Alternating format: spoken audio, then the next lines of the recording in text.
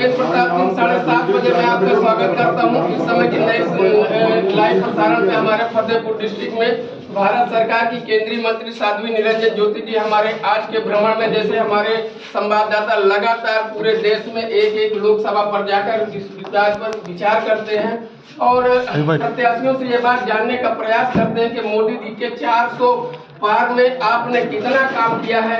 पूरे देश में नरेंद्र मोदी का नारा चल रहा है कि 400 पार 400 पार। हालांकि नरेंद्र मोदी ने अपने हिस्से का पूरा काम किया है। इस समय फतेहपुर से हम सीधे आपको लिए चलते हैं। हमारे संवाददाता हिमांशु त्रिपाठी इस समय वहां पर मौजूद है, वो आपको सीधे माननीय सांसद जी से रूबरू कराएंगे। जैसा कि कहा जा रहा है कि चुनाव की घड़ियां बिल्कुल नजदीक आ रही, केवल 30 दिन समय बचा है। सारे प्रत्याशी और सारे दल अपना पूरा दमखम लगा रहे हैं। फतेहपुर में भौगोलिक स्थिति के हिसाब से ये बड़ा जिला है और यहाँ पर साध्वी निरंजन ज्योति लगातार 10 साल से भारतीय जनता पार्टी का प्रतिनिधित्व कर रही है। लेकिन जो 400 पार मैंने देखा है पुराने मीटिंगों में, कहा जा रहा है कि इस बार 450 के 4 लाख पार साध्वी जी दीदी आगे जा रही है। तो दीदी जी, मैं आपसे जानना चाहता हूँ कि आप कार्यकर्ता में जो जोश दिखता है, जो कार्यकर्ताओं का हुजूम आपके साथ चल रहा है, जो आपने काम किया है, निश्चित रूप से आपकी पार्टी नरेंद्र मोदी के साथ 400 पार के जा रही है। लेकिन आपने जनपद में 10 सालों के अंदर जनपद का नाम और विकास कराने का काम किया है। आप हमें बताना चाहेंगे कि आप 4 लाख पार किस प्रकार से जाना चाहेंगे और आपके क्या आधार है इन 4 लाख पार में जाने का? 4 लाख पार कार्यकर्ता ले जाएगा। कार्यकर्ता के अंदर जोश है, कार्यकर्ता को विश्वास है भारतीय जनता पार्टी के प्रत्याशी पर और प्रधानमंत्री जी पर। दीदी जी का कहना है कि 4 लाख पार हमें जाना है। हमने जो काम किया है, चाहे वो मेडिकल कॉलेज का रहा हो, चाहे वो सीवर लाइन का काम रहा हो, चाहे वो पाइप लाइन का काम रहा है, चाहे तमाम ऐसी बड़ी बड़ी रोडों के माध्यम से साध्वी जी का कहना है कि हम 4 लाख पार करने वाले हैं। लेकिन मैंने संगठन के रूप से देखा है, साध्वी निरंजन ज्योति ने जो संगठन के बीच में अपनी पैठ बनाई है, लोगों से मिलने जुलने का तरीका उनका अलग तरीके का रहा है। कार्यकर्ताओं से मिलना, उनके सुख दुख में शामिल होना, इस प्रकार से कार्यकर्ता आज दीदी के साथ में जो लगाव महसूस कर रहा है, जो जुड़ाव महसूस कर रहा है। संगठन में हमारे बूथ प्रमुख, सेक्टर प्रमुख, मंडल अध्यक्ष, जिला अध्यक्ष की तमाम टोली ऐसी है जो साध्वी जी को हाथों हाथ लेने के साथ 4 लाख का पार जा रहा है। लेकिन आपकी तमाम ऐसी योजनाएं हैं जो सीधे आपको जनता से जोड़ने का काम करती है। हमारे जिले में एक मेडिकल कॉलेज की आवश्यकता थी, आपने मेडिकल कॉलेज की सौगात देकर इस फतेहपुर की 23 से 24 लाख जनसंख्या को निश्चित रूप से आगे बढ़ाने का काम किया है। मेडिकल में हमारी जो सुविधाएं थी हमको कानपुर इलाहाबाद जाने के लिए, तो मैं जानना चाहूंगा आपने मेडिकल कॉलेज के लिए कैसे आपके दिमाग में ये बात आई कि फतेहपुर वासियों को मेडिकल से जोड़ा जाए, इसके विषय में कुछ बताना चाहेंगी? स्वास्थ्य की दृष्टि से बड़ा जनपद होने के कारण एक घटना घटी थी, शायद मैं वास्तविकता में बताना चाहती हूँ। ट्रांसफार्म जना, उसमें 4-5 बच्चे झुलस गए। उस समय मुझे लगा कि शायद मेडिकल कॉलेज होता तो उन बच्चों को बचाया जा सकता था, क्योंकि जले हुए या किसी भी अन्य दुर्घटना में घायल व्यक्ति को तत्काल इलाज की आवश्यकता होती है। मुझे बताते हुए खुशी हो रही है कि 2 साल के अंदर जो सुविधा आपको पीजीआई में मिलती है, वही सुविधा फतेहपुर के मेडिकल कॉलेज में मिलने वाली है। भरसवा का बूथ प्रमुख जला था। आपने उस गरीबी को महसूस किया है जहां से आम जनमानस निकल कर आता है। आप जब सांसद बनी तो निश्चित रूप से मेडिकल कॉलेज की योजना आपके दिल और दिमाग में आई होगी। इस बात से हम गौरवान्वित महसूस कर रहे हैं। इसके लिए पूरा फतेहपुर जनपद आपको आभार व्यक्त किया जा रहा है।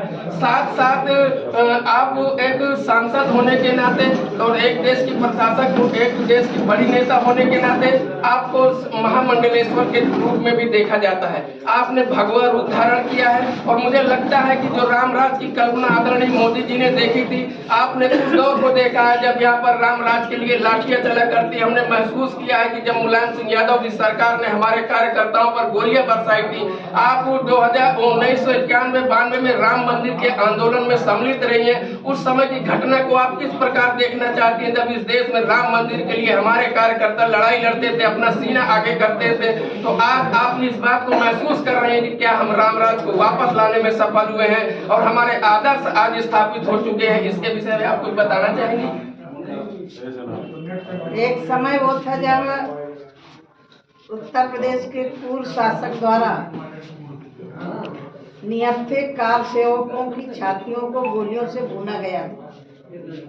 एक समय वो था जब बाबू कल्याण सिंह जी मुख्यमंत्री थे।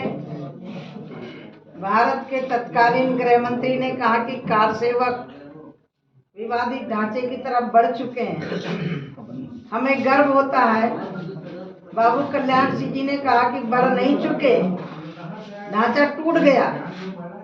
और जैसे ही ढांचा टूटा, उस व्यक्तित्व ने कार सेवकों पर गोलियां नहीं चलाई, इस्तीफा देना स्वीकार किया, सत्ता का त्याग करना स्वीकार किया। हम उस दल के व्यक्ति हैं।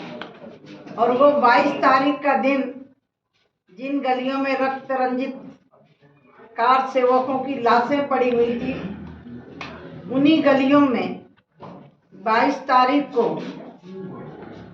सेना के हेलीकॉप्टर द्वारा गुलाब की पंखुड़ियों से स्वागत किया जा रहा था।